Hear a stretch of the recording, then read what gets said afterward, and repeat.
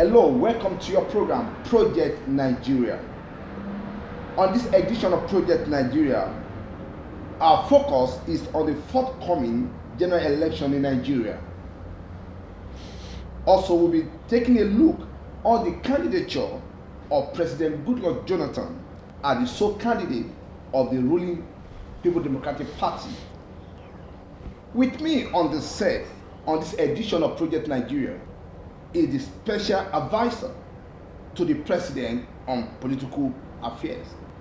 Professor Rufai Alkali is the immediate past national publicity secretary of the ruling party in Nigeria.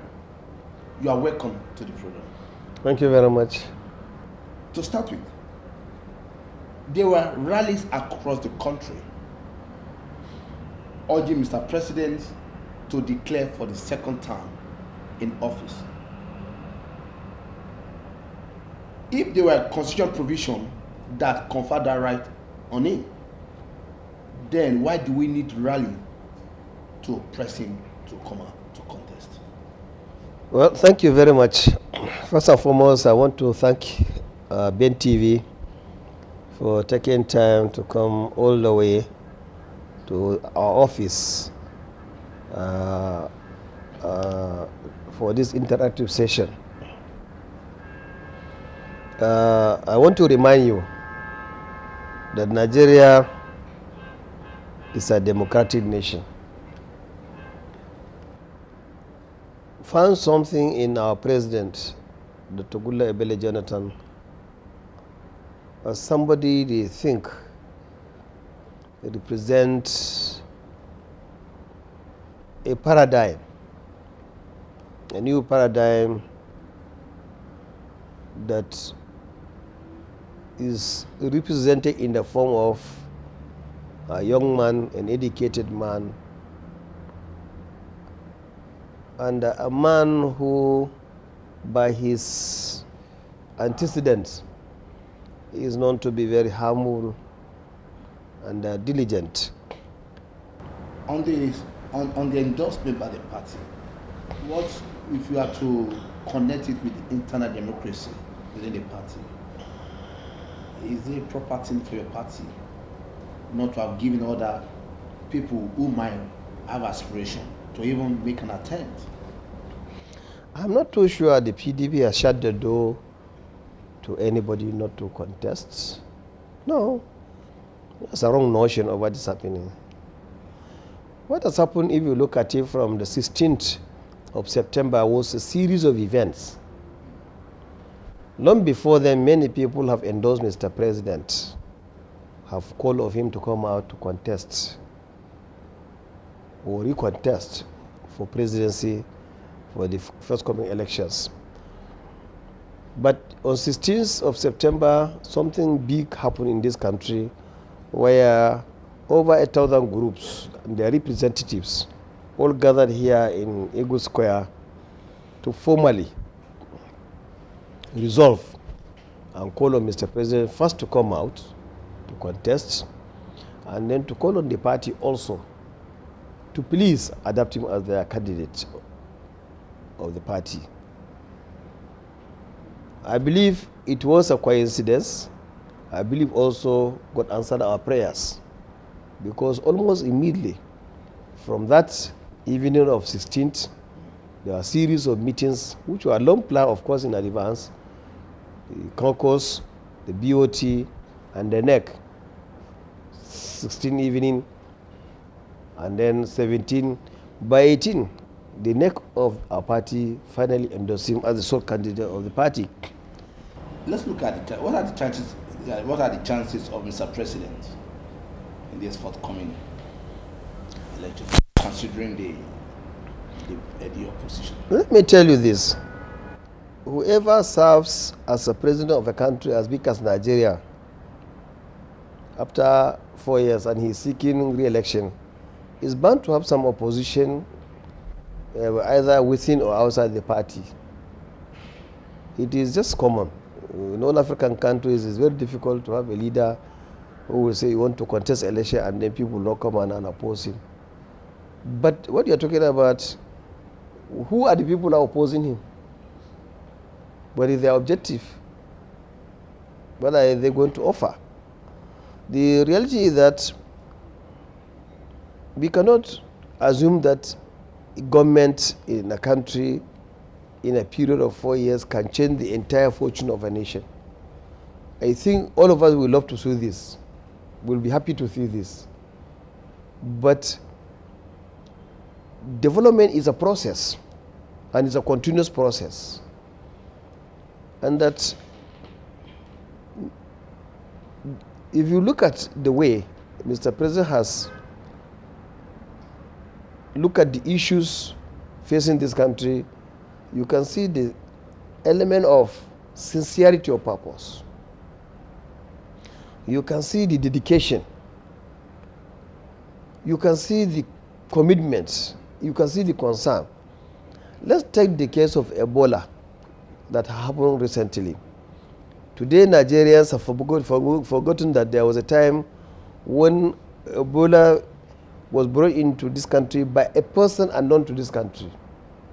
And in a period of 2 to 3, 4 weeks, there was frenzy, there was excitement, there was fear everywhere.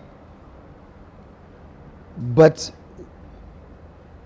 with the blessings of God and the dedication of the leadership of this country under Mr. President, for the first time in the history of this country, at a time when other West African countries are ravaged by the same disease, this was eliminated completely to a point where the World Health Organization came and said, you have done well. Under normal circumstances, this is the kind of thing people should celebrate. But not in a country where you always find a position that does not look the white side of a society. They only want to look at the black side of it.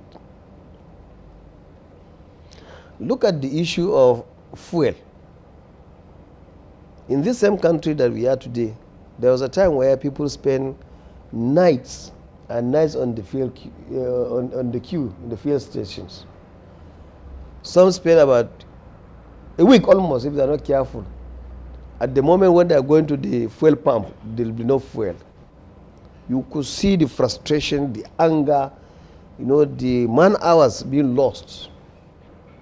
Today, people have forgotten this. You don't see any queue anywhere. Only recently we celebrated Eid al-Fitr and Eid al-Kabir. That is the Lesser Salah and then the Hajj Salah, and there was no evidence of any fuel queues coming up. Now we are in October, going into November. In the previous circumstances, by the time you go into what we call the ember months, by now the heat would have been high. So now people have forgotten how this fuel is coming. Even agriculture that we are talking about, not many people know that the Minister of Agriculture did something so well, such as the proper management of the distribution of fertilizer through new techniques, of the of the ICT media. Now Nigeria is being an example to be used by other countries of the world. Well, viewers at home will just be taking a short break. Please don't go away. My guest is Professor Rufai Ahmed Alkali, the special advisor to the Nigerian president on political affairs.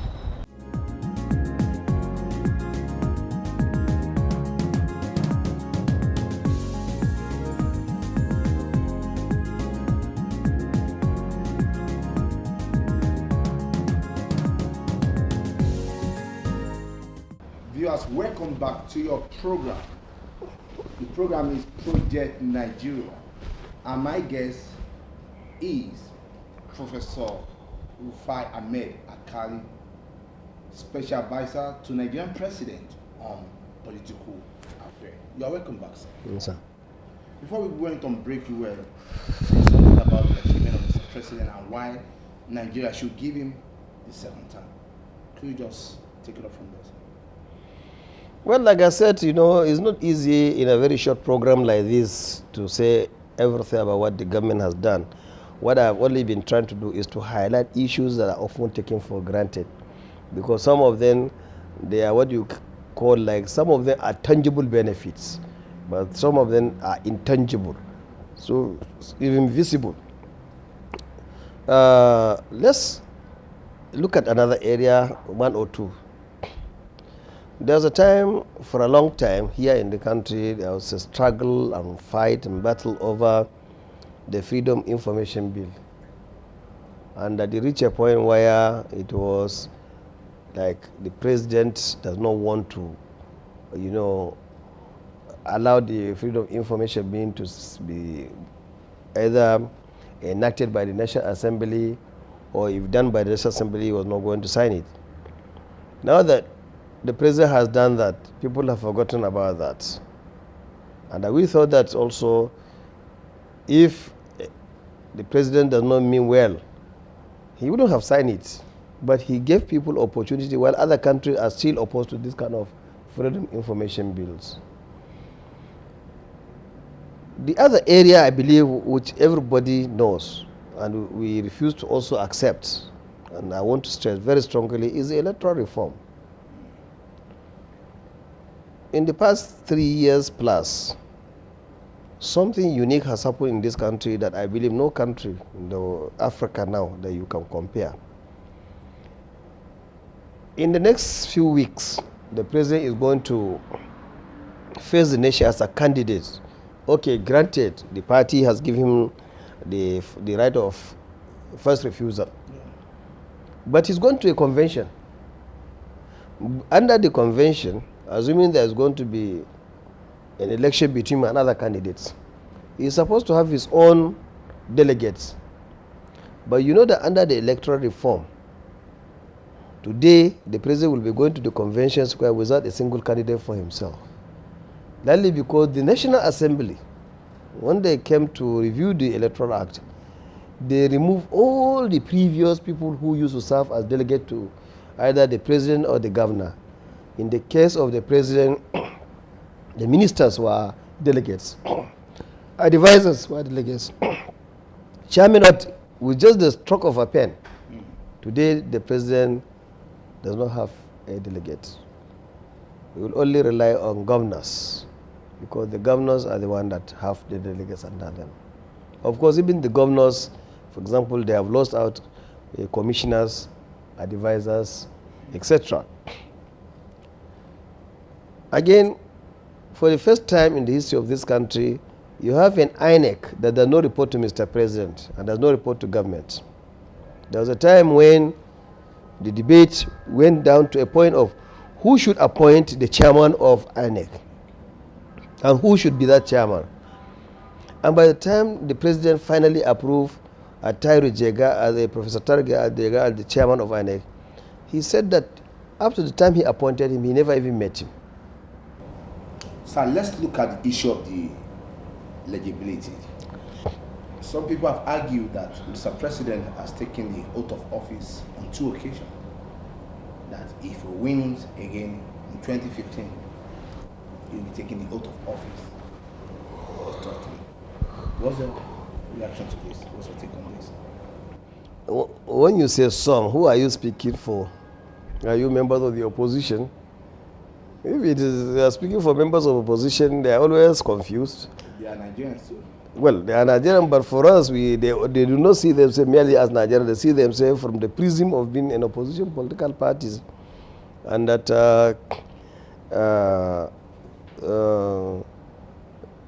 these are issues that I can say political and legal, okay, and that those of them who do not want Mr. President to come back will always look for one excuse or the other to make. So, and they know the way what to do if they are having doubt on anything concerning his eligibility.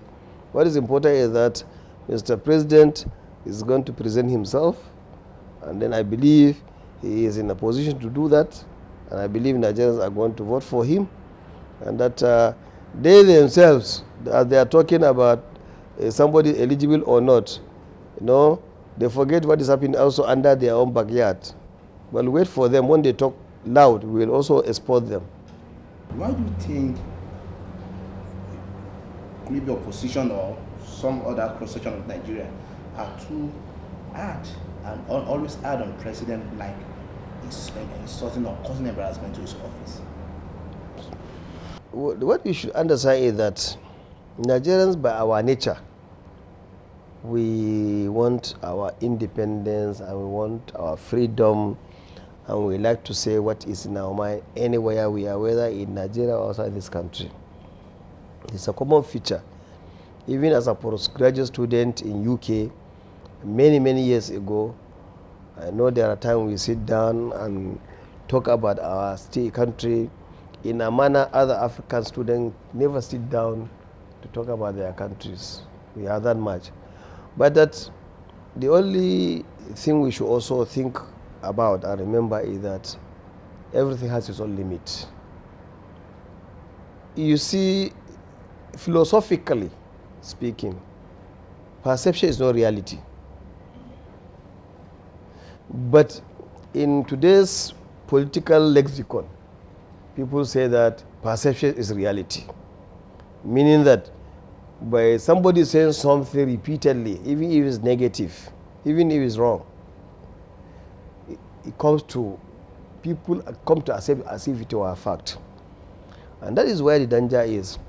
If we as Nigerians, we are passionate about our country and we protect our country and we separate politics from our patriotic instinct to defend our country, I think a lot of things can be saved. Do we know that it is what we say about our country that others, will understand us? The moment you keep on talking about corruption and corruption and corruption, does it make it, even if corruption it is true, but by the time you dramatize it and over dramatize it, as you are taking out your passport in London or in Amsterdam or in US to present yourself as a Nigerian, what will be the first impression the man there is saying? That this is another corrupt man coming here.